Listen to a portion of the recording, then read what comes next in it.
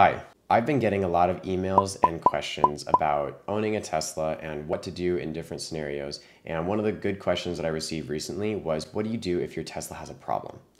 And that's a great question, so I'm going to answer that in this video. I'm going to go over what you should do if your Tesla has a very minor problem all the way up to an emergency. And I'm putting this video together to answer that question and hopefully earn your like and subscribe, but also to help the community. If you find anything helpful in here, please consider sending it to your friends and spreading the word around, because problems do happen in Teslas every now and then, and it's great to know what to do when they happen. And also, if you'd like to send me an email and you have questions, I'm going to put my email in the description below. Please shoot me a message. I love hearing from you guys.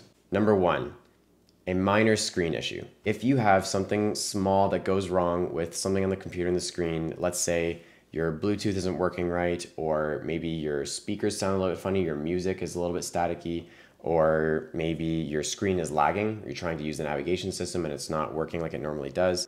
90% of any issues you can have in the car can be fixed with what's called a thumb wheel reset.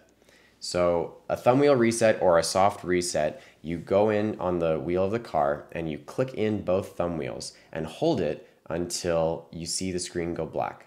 When that happens, you're telling the computer to restart itself, and it'll stay black for about 1 to 2 minutes until you see the screen come back alive, and then it'll finish the reset. You'll see it reconnect to your cellular service, and then your problem probably will be gone. Couple things to note about the thumb wheel reset.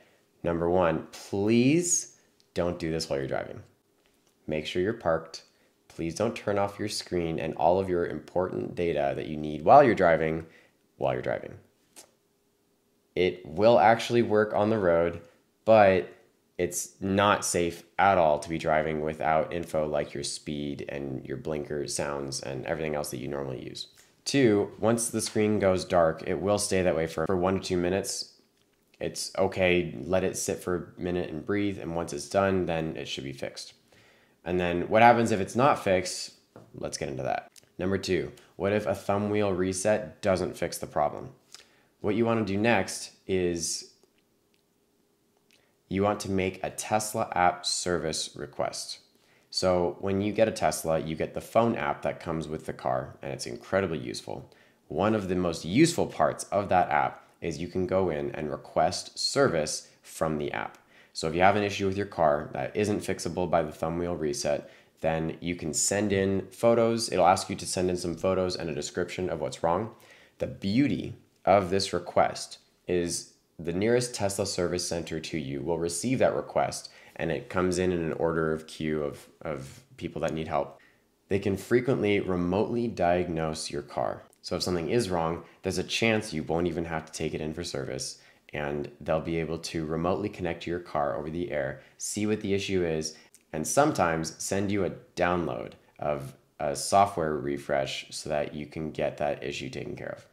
And I've experienced this myself. I've had other people experience this. It's the coolest thing in the world that you might have a problem with your car, send in a request, and they fix it over the air without you having to touch anything. In fact, years ago, when Tesla sent a Model 3 to Consumer Reports for testing, the Model 3 that they sent had issues, and it was rated to have very bad braking distance.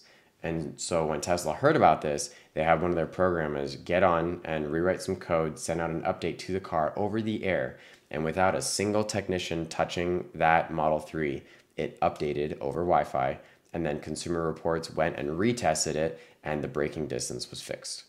So yes, we do live in that future. If it isn't one of those fixes, then Tesla also does frequently offer mobile service where they'll send someone in a Tesla vehicle to you from the shop, and then they'll be able to fix whatever it is in your own garage, so you don't have to come to them.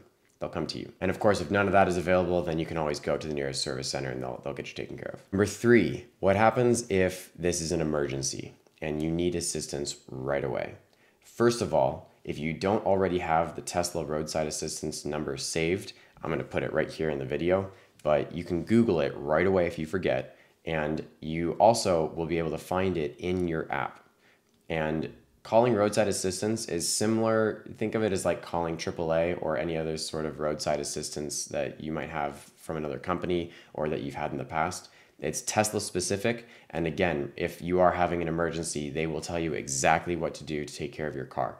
This includes anything from total failure where the car won't drive, if there are any electrical problems. These are very rare, and I've only ever had 1 or 2 clients experience something like this. But this, if it does happen, you should know what to do just in case. Or on the less extreme scale, if you were to, for example, to get a flat tire and you want to know where to go, or you weren't paying attention and you ran out of charge and your car battery is dead, then same thing, you can call roadside assistance for help, and they are available 24/7. Did I leave anything out? Is there anything else that you should know if you have an issue with a Tesla? Please drop a comment below and let's start a discussion for people who are trying to learn more about Teslas. And check out my video up here about the 3 secrets you should know about owning a Tesla. And stay tuned for my upcoming course. I've had a lot of questions about what to do if you're looking for a used Tesla, and then how to properly own it, how to find a charger, how to get the right electrician.